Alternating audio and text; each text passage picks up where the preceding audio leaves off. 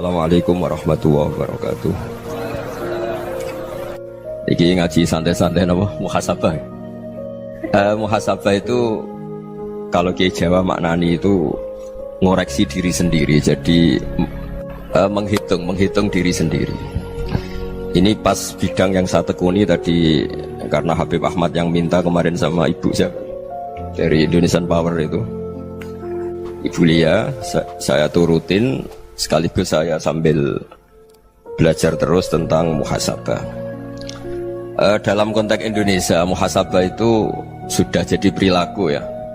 Karena dulu orang tua saya, guru-guru saya kalau ngandani itu, bayangkan kalau kamu jadi dia. Jadi misalnya kita mentang-mentang atasan, otoriter sama bawahan. Bayangkan kalau kamu jadi yang bawahan itu kayak apa? Laukun tamakanah, kalau orang Arab bilang, bayangkan kalau kamu di posisi dia. Makanya guyonannya orang-orang Indonesia itu kan orang ngaramkan judi gitu, bareng dikasih tahu. Tapi yang menang anak jenengan, alhamdulillah. Ternyata ngaramkan itu karena ada anaknya. Kalau anaknya yang menang ya seneng. Meskipun itu guyonan, tapi saya punya padanan itu dalam kitab hikam. Nabi Ibrahim itu Khalilur Rahman, tentu bencinya minta ampun sama yang namanya maksiat. Suatu saat beliau diterbangkan di alam malakut. Itu kalau di hikam saya halaman 15 juga. Saya masih ingat betul. Mungkin kalau Anda beda halaman karena beda cetakan. Setelah diterbangkan di alam malakut, diperlihatkan sama Allah. Ada orang pezina, ada orang syaribul khomri, ada orang mabuk, ada orang macam-macam. Allah tanya sama Nabi Ibrahim, bagaimana pendapat kamu Ibrahim tentang mereka yang maksiat? Kata Nabi Ibrahim, ya Allah, habisi saja mereka. Mereka hidup di bumi engkau, makan rezeki engkau, kemudian mereka tidak taat sama engkau. Singkat cerita, di fase itu, saya ulang lagi, di fase itu Allah nurutin sampai sekian peristiwa, mungkin 3 atau 4. Sudah, setelah sekian tahun Nabi Ibrahim lupa peristiwa itu, kemudian beliau diminta menyembelih anaknya. Ini versi kitab hikam. Memang versinya banyak tentang kenapa Nabi Ibrahim disuruh menyembelih anaknya. Ketika mau menyembelih anaknya, Nabi Ibrahim ragu. Huwa samratu fuadi, anak saya ini buah hati saya, kenapa engkau suruh menyembelih? Terus kata Allah, apa kamu tidak ingat ketika kamu saya angkat di alam malakut, kemudian kamu usul bunuh-bunuh, saya tidak mempertimbangkan usul Anda, tapi kenapa sekarang saya merintahkan kamu mikir gitu? Terus, ya karena ini anak saya ya Allah. Terus kata Allah, rumang samu wong sing bukan mata ini gak gawean kau sing gawe kowe enak wae usul mata ini. Sebenarnya saya yang bikin, kemudian Anda enak aja usul membunuh. Semenjak itu Nabi Ibrahim itu di eranya itu asfaqun nas, orang paling sayang sama manusia. Karena kadang kita keras itu ya kebetulan itu udah anak kita, ada keluarga kita. Cara orang Jawa itu kan gitu ya, kalau ada perempuan terus macak yang macam-macam pakai sepeda motor cowok, terus wah itu luput suwo, semoga-moga gini. Tapi setelah dikasih tahu, niku ponakane jenengan, semoga-moga selamat. Jadi jangan-jangan kemarin ahli ma'asi itu kebetulan tuh tidak keluarga kita. Kalau keluarga kita yang pernah salah pada kita, semangat kita mintakan maaf. Jangan-jangan kita didikte hukum sosial gitu. Jadi orang yang salah, kebetulan tuh orang yang menservis kita. Atau keluarga kita, atau orang dekat kita, jangan-jangan semangat kita mintakan ampun. Tapi kalau sama orang lain, kebetulan musuh kita semangatnya minta itu kena adab. Nah ini yang nggak boleh dalam Islam. Islam mengajarkan niru Rasulullah SAW, Nabi itu rahmatal lil alamin. Bahkan kemarin saya ngaji virtual sama beberapa habaib, ada Habib Ali Al-Jufri dari Mesir, ada Habib Alwi dari Kuitang, ada Habib Nabil Al-Musawa. Dari sekian habaib itu saya masih ingat diantaranya yang didawuhkan rahmatan lil alamin itu ketika Nabi adzahu qaumuh, disakiti oleh kaumnya, dan itu mereka masih kafir semua. Itu mereka dapat doanya Nabi, Allahumma hdi qaumi fa innahum la ya'lamun. Kayak apa baiknya Nabi, orang yang menyakiti, yang melukai, tapi Nabi masih berdoa, Allahumma hdi qaumi fa innahum la ya'lamun. Sayyidina Umar dapat doanya Nabi itu ya khina kana kafiran, ketika masih kafir didoakan, Allahumma aizzal Islam bi Umar. Itu ketika masih kafir. Itu pelajaran bagi kita bahwa yang sedang tidak cocok pun itu berdapat doa kita. Ya doa supaya kondisi kita baik, hari tambah baik. Karena agama ini Saya berkali-kali bilang limangka nayarjuwa hawal yawmal akhir. Agama ini diperuntukkan bagi yang selalu punya harapan pada Allah Subhanahu wa taala. Saya cerita muhasabah ini tentang hubungan kita dengan Allah. Di Indonesia itu banyak orang fasik, banyak orang nakal. Ya di mana-mana orang nakal itu ya mayoritas, wa aksaruhum fasikun. Tapi berkahnya harapan. Mungkin saya kira nakal sok benda, mungkin saya kira sholat sok ben sholat, mungkin sekarang belum sakhok, belum dermawan, suatu saat dermawan. Barokahnya itu kefasikan ini dianggap sementara, sedang fasik, sedang tidak benar. Karena kiai-kiai kita, para guru-guru kita, para habaib utamanya itu mesti bilang semoga husnul khotimah. Nah barokahnya doa itu semoga husnul khotimah itu menjadikan satu pola sosial. Yang sedang fasik ini masih diharapkan jadi lebih baik, jadi lebih sehingga kita tidak ngambil sikap ekstrim yang ingin menghabisi atau ingin mengadili, tidak, karena selalu kita punya harapan. Dan agama ini limangka nerjuwa hawal yawmal akhir.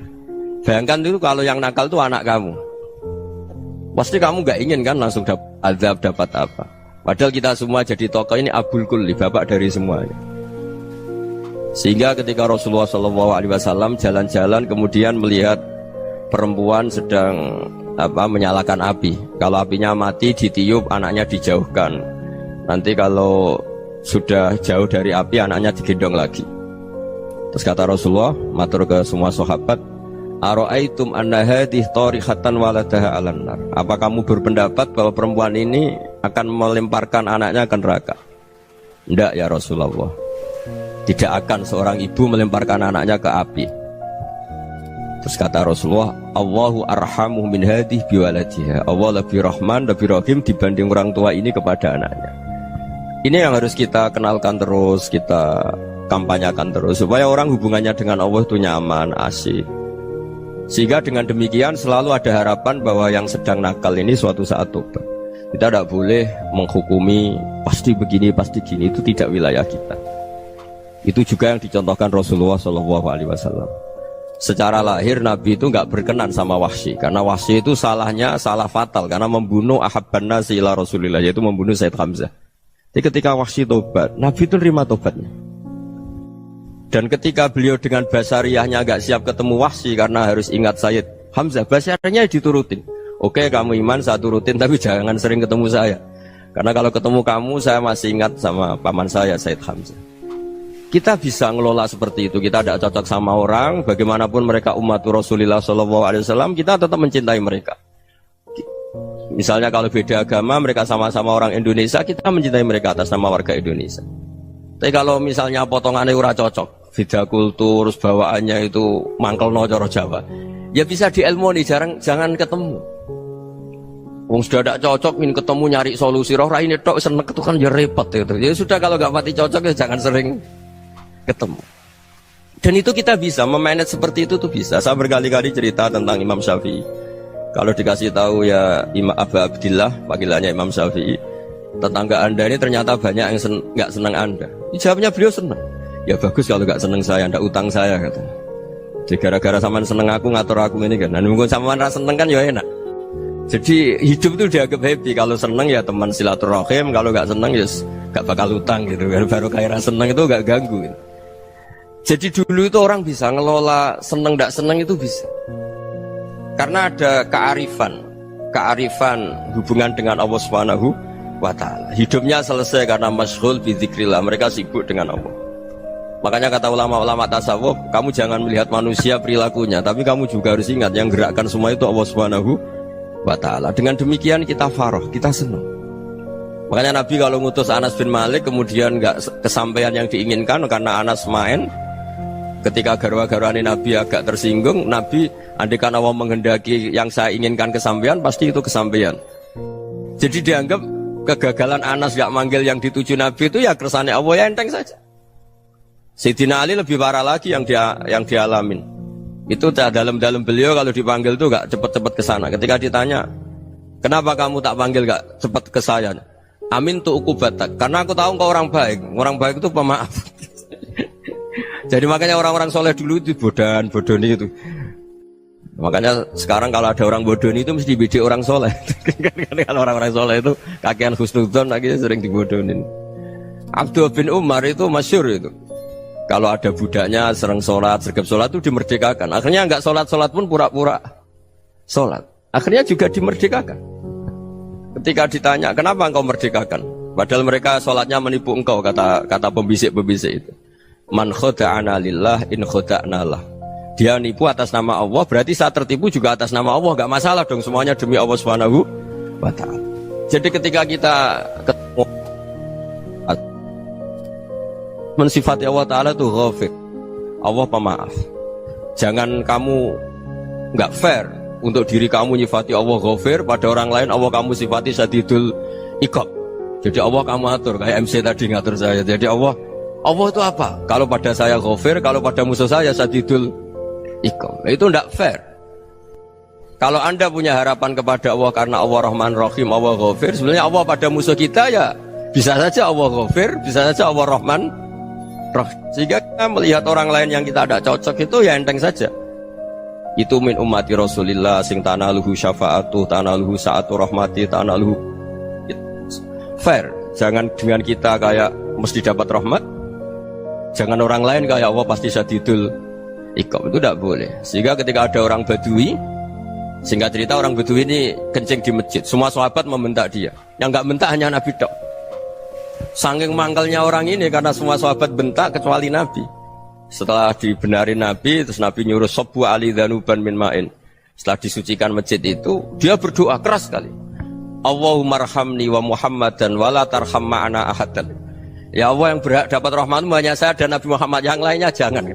Karena yang lainnya tuh jengkelin, gitu aja saya salah dimarah-marahin gitu. Jadi kalau kamu doa terbatas ya kayak orang Bedui ini, kayak orang Arabi. Apa kata Nabi? Laqad tahajjarta wasi'an. Allah yang rahmatnya luas menjadi kamu sempitkan. Karena kamu mau atur Allah hanya Rahman pada Indonesian Power, pada NU, pada kita, yang orang lain gak perlu dapat. Itu kan kasihan Islam, karena Islam terus gak dimiliki semua orang.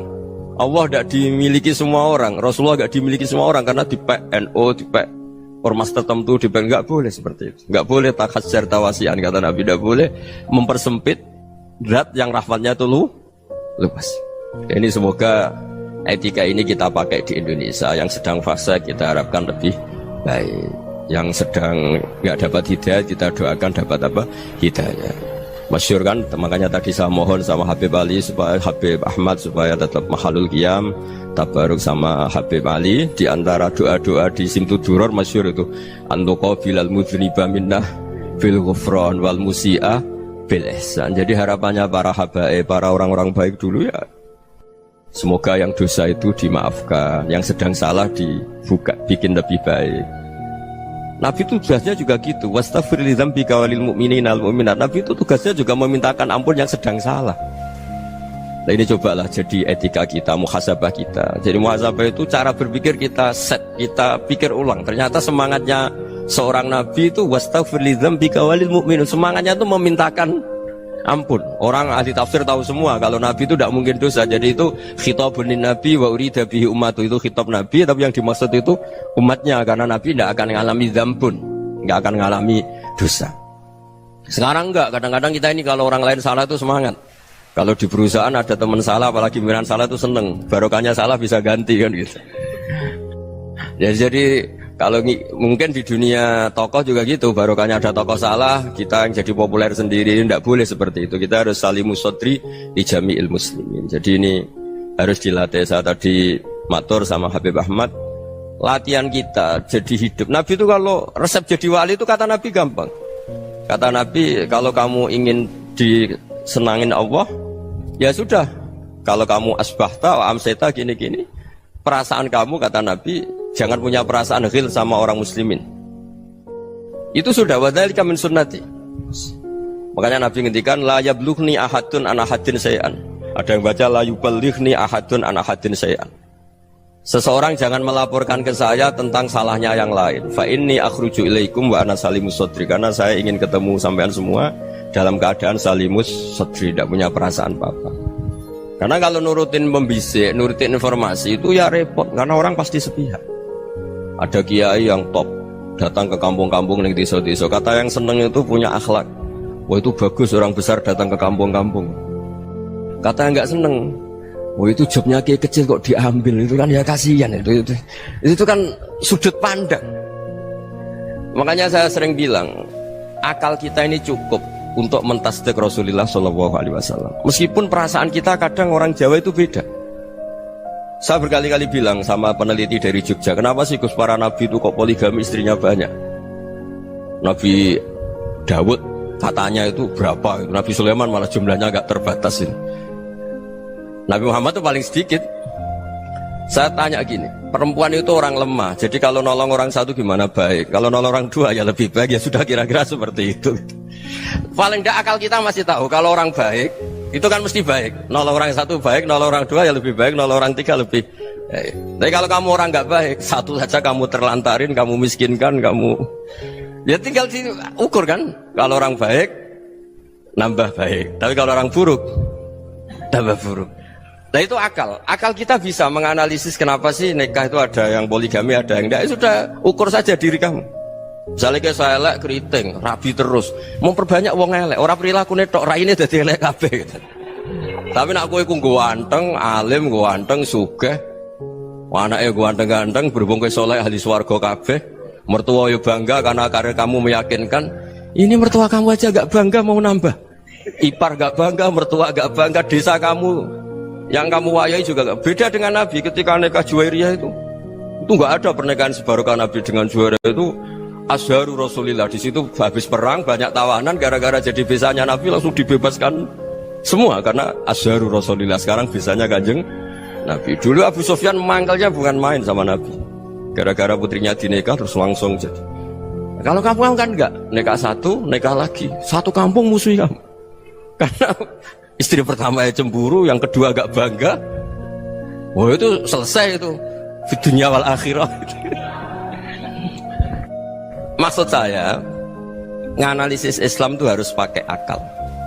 Dan akal yang dipakai, ini saya bawa ke kitab Ihya, adalah pikiran-pikiran para ulama.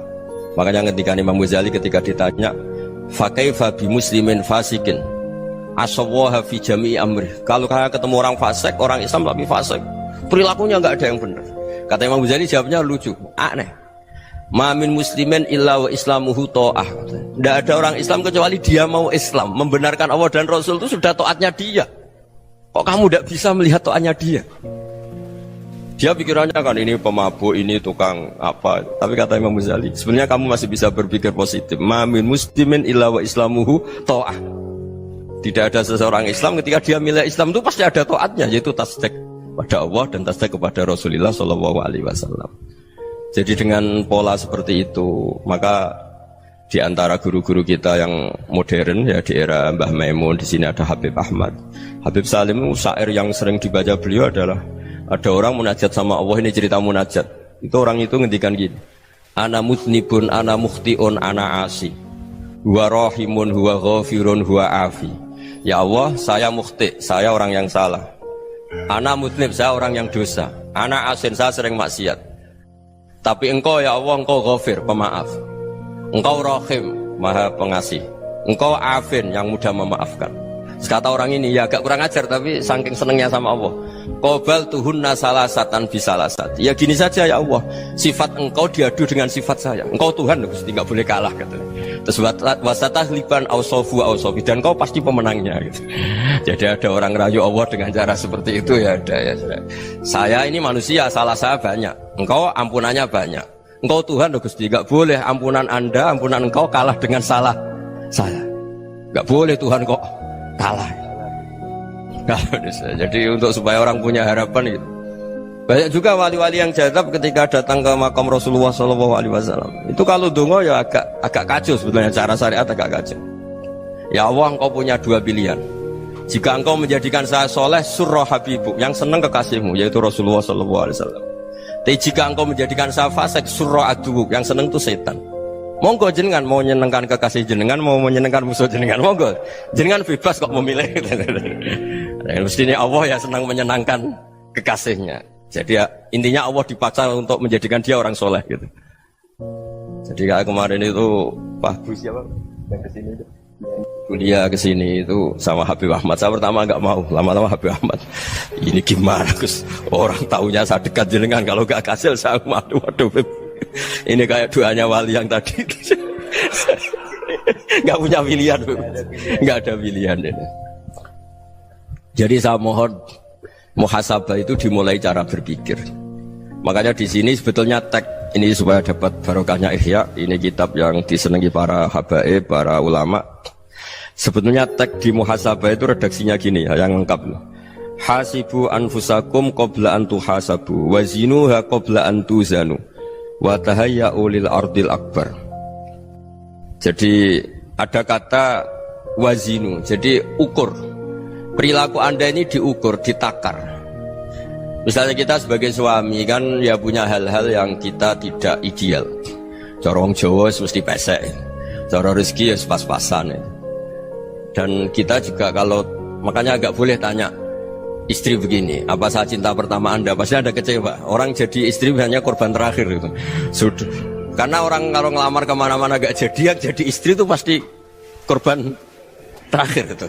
Jarang istri pilihan pertama, jarang. Ayo semua yang nikah. Rata-rata itu pilihan Anda pertama Pak, dari sekian ditolak di mana-mana terus. Ya perempuan terakhir. Kamu juga korban terakhir gitu. Itu wali-wali dulu kalau ngandani kita itu sederhana. Antal ini masyhur diceritakan Habib Zain bin Semit dalam kitab Al-Manhajus Sawi. Antalam tajid min nafsika kullama turid. Fa kaifa turidu min ghairika kullama turid. Kamu yang ingin ideal saja kamu tidak menemukan pada diri kamu untuk menjadi ideal. Kamu kan ingin ganteng, ingin punya uang banyak, ingin perilaku Anda sempurna. Anda saja yang punya keinginan tidak bisa mewujudkan keinginan Anda sendiri. Fa kaifa turidu min ghairika ma turid. Jadi antalam tajid min nafsika kullama turid. Fa kaifa turidu min ghairika kullama turid. Kamu yang punya keinginan saja. Misalnya saya ingin punya uang banyak, perilaku saya selalu benar, gak pernah salah. Loh, saya yang ingin saja dengan diri saya, gak bisa untuk benar terus. Kok kamu berharap orang lain selalu benar? Jadi anta lam tajid, ya sama. Kalau kamu menuntut istri kamu itu ramah, neriman, apa kamu neriman sama wajah istri Anda gitu? Engkau ya pola neng dindi jajaki sana jajaki sini, kamu sendiri tidak tahu apa. Jadi itu nasihat yang luar biasa. Antalam tajid min nafsika kullama turid, fa kaifa turidu min ghairika kullama turid. Kamu mau menghormati semua orang? Tidak mau kan? Kemudian Anda berharap semua orang menghormati kamu. Kamu tidak ingin kan orang lain semua menghujat kamu. Sementara kamu enak aja menghujat orang lain. Makanya Rasulullah SAW luar biasa ketika bikin kaidah sosial. Apa la yu'minu ahadukum hatta yuhibba li akhihi ma yuhibbu li nafsi. Jadi kalau ukuran iman itu sederhana. Kalau sesuatu itu baik, nyaman bagi Anda ya bayangkan itu pada teman Anda. Misalnya Anda bangun tidur sudah acak-acakan, gak punya uang, utang jatuh tempo, kan gak ingin ketemu orang. Ya kamu jangan bertamu ke jenis ini karena kalau dengan kamu yang alami juga gak siap ketemu orang. Makanya ada Habib Alim itu dilapuri sama seseorang. Beb, dulu teman saya itu ketika saya kaya itu sering main ke saya. Setelah saya miskin, mereka tidak main ke saya. Kata Habib itu, bagus, sunnah Allah begitu itu bagus. Coba kalau kamu dulu kaya, teman kamu main kan kamu gaya. Di rumah ada makanan, bisa hormat tamu. Setelah kamu miskin jadi buruh manol di pasar atau buruh bikin boto, teman kamu datang, malu enggak kamu? Mendingan enggak datang gitu. Akhirnya baru, oh ya alhamdulillah kalau gitu. Loh ya kan dulu teman kita datang, kita ada Alphard, istri cantik, rumah bagus. Lah kita miskin, buruhnya orang pas dibentak-bentak, teman kamu udah datang.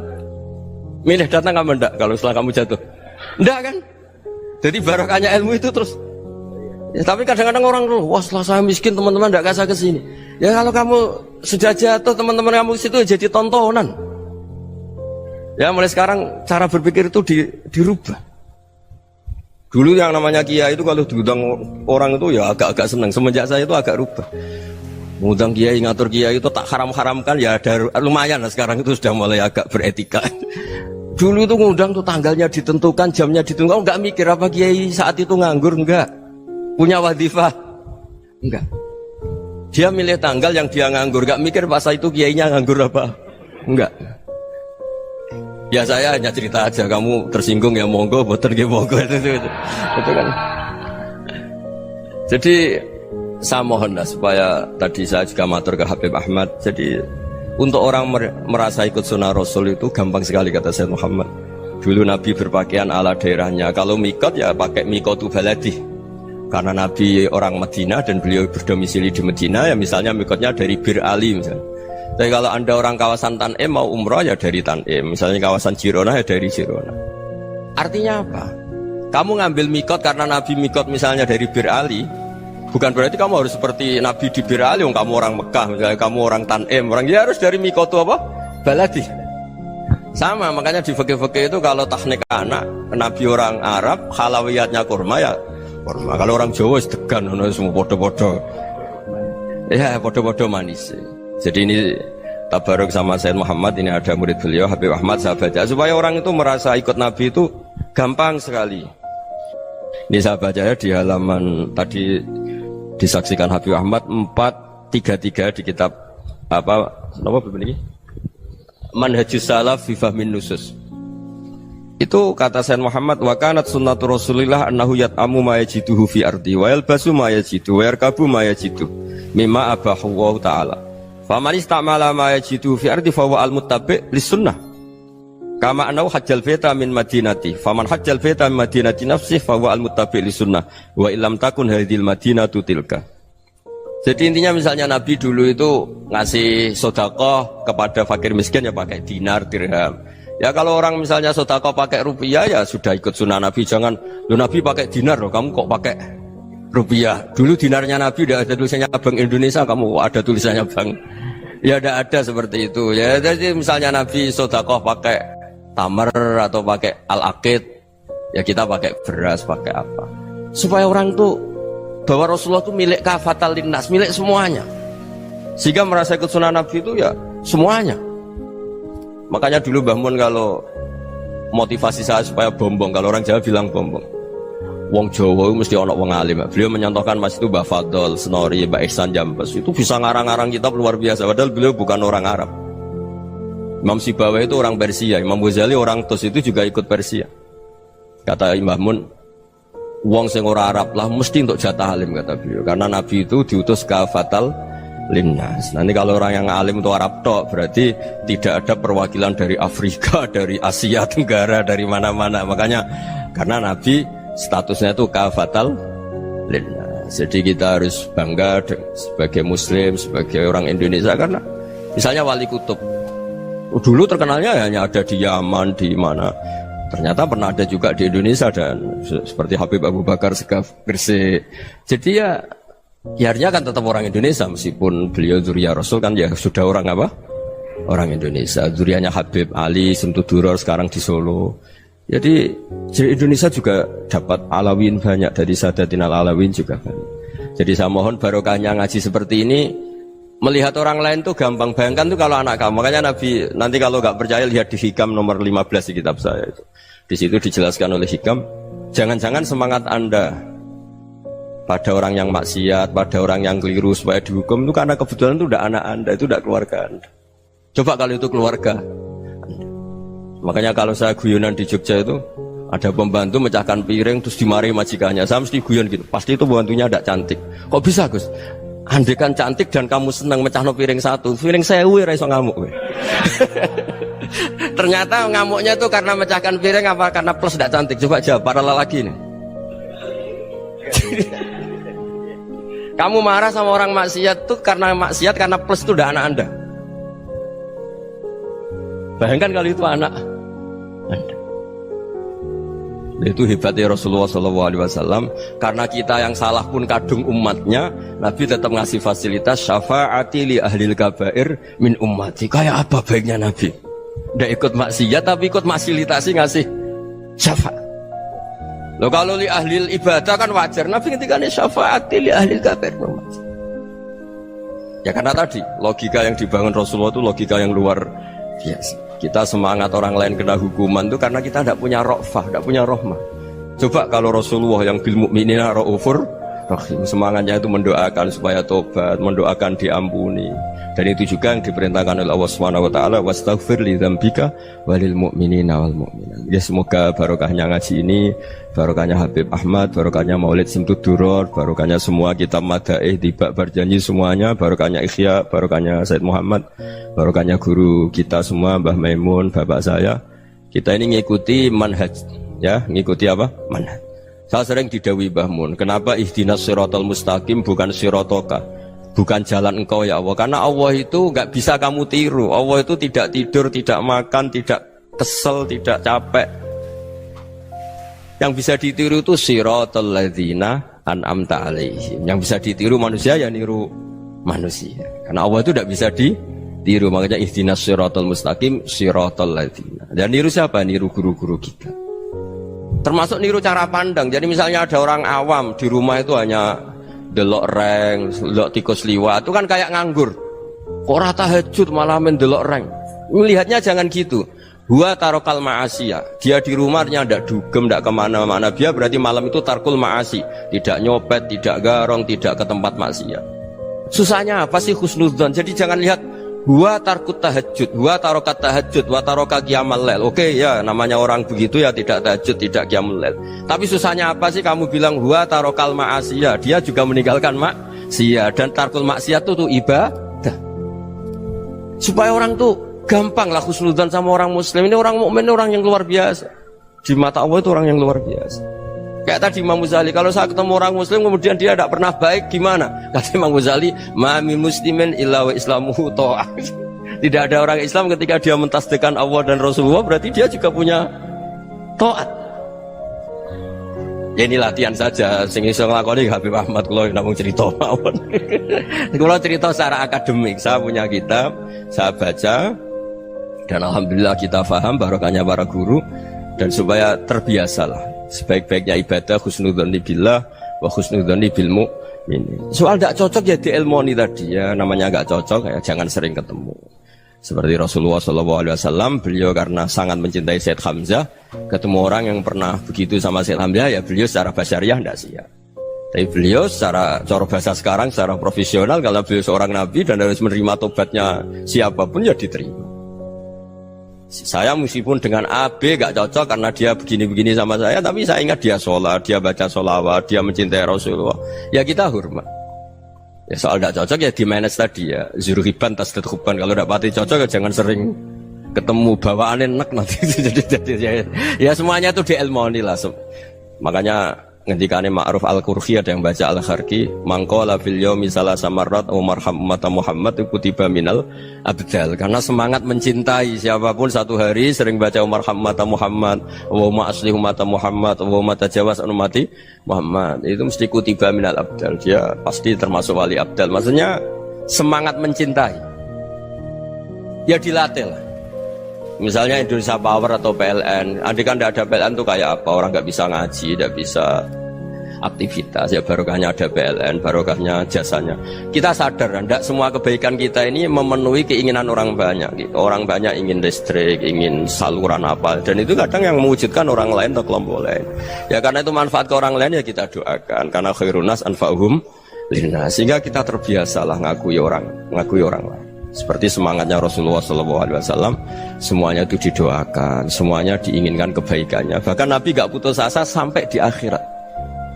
Ketika Nabi lain sudah putus asa karena sudah akhirat, sampai dimintai syafaat semuanya bilang nafsi, nafsi.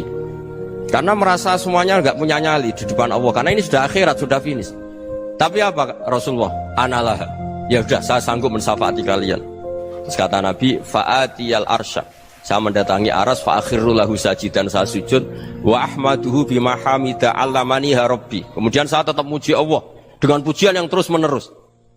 Padahal sudah di akhirat, sudah finish. Nabi dimintai syafaat masih sanggup karena Nabi tahu akhirat tidak bisa mendikte Allah, tidak bisa. Allah terus bilang, "Ya Allah, ini akhirat loh, engkau sudah tidak boleh mensyafaat." Tidak bisa. Allah tidak bisa diganggu akhirat. Allah tidak boleh dibatalkan rahmannya oleh akhirat. Allah tetap Rahman Rahim abadal abad.